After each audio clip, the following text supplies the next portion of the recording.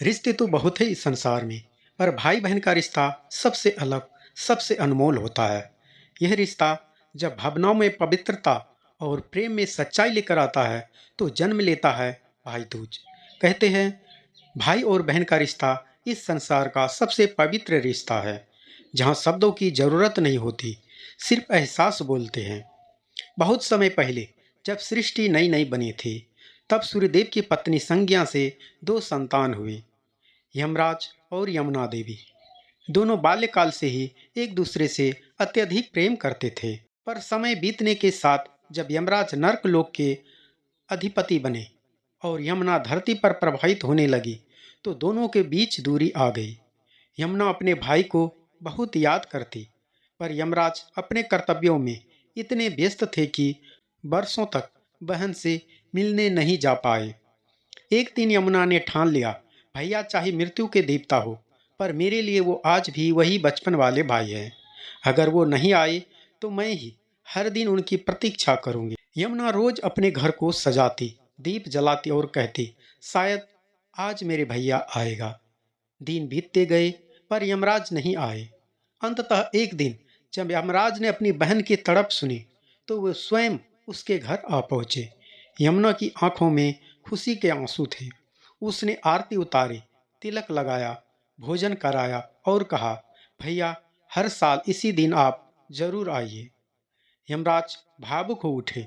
उन्होंने आशीर्वाद दिया, हे बहन, आज के दिन जो भी भाई अपनी बहन से तिलक कराएगा, उसकी आयु दीर्घ होगी, जीवन सुखमय होगा और मृत्यु उसके पास नहीं आएगी।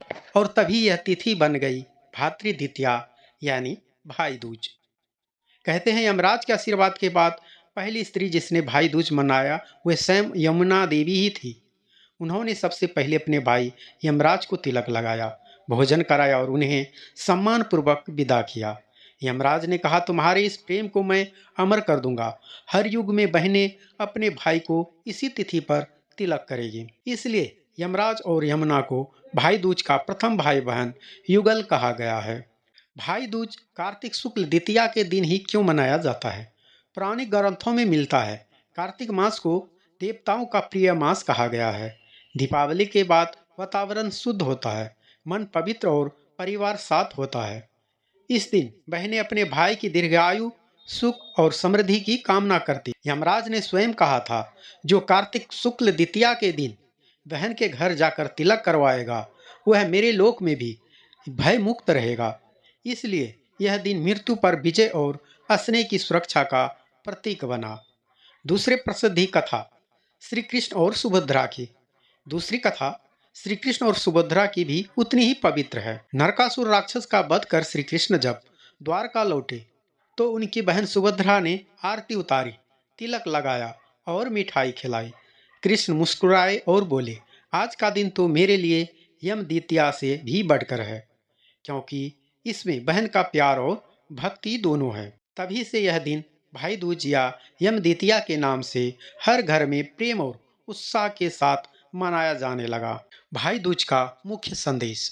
समय बदला, युग बदले, पर भाई दूज का अर्थ आज भी वही है, बहन का आशीर्वाद और भाई की रक्षा का वचन।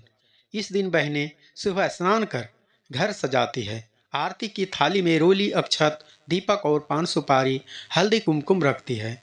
भाई जब उनके घर आता है तो वह तिलक करती है, आरती उतारती है और मन ही मन कहती है, भगवान मेरे भाई की हर बुराई, हर संकट दूर करे। भाई भी बदले में अपनी बहन को उपहार देता है, पर असली तोहफा वो नहीं, बल्कि वह मुस्कान होती है जो बहन के चेहरे पर खिलती है। भाई दूज सिर्फ एक त्योहार नहीं, यह वो एहसास है जहाँ बचपन की हंसी, माँ की याद और रिश्तों की गर्माहट फिर से लौट आती है। यमराज और यमुना से लेकर कृष्ण और सुभद्रा तक हर कथा यही कहती है कि स्नेह का रिश्ता कभी मरता नहीं, बस रूप बदल लेता है। इस भाई दूज पर जब बहन तिलक लगाए, भाई मुस्कुरा कर कहे, बहन तेरे आशीर्वाद से मुझे किसी यम का डर नहीं। तो दोस्तों, यह जानकारी आपको कैसा लगा, कमेंट में अवश्य लिखें। वीडियो पसंद आए तो इसे लाइक करें, दोस्तों को शेयर करें और अब तक हमारे चैनल को सब्सक्राइब नहीं किए तो हमारे चैनल को ज़रूर सब्सक्राइब करें। तो मिलते हैं अगले वीडियो में, अगले ब्लॉग में। तब तक के लिए नमस्कार।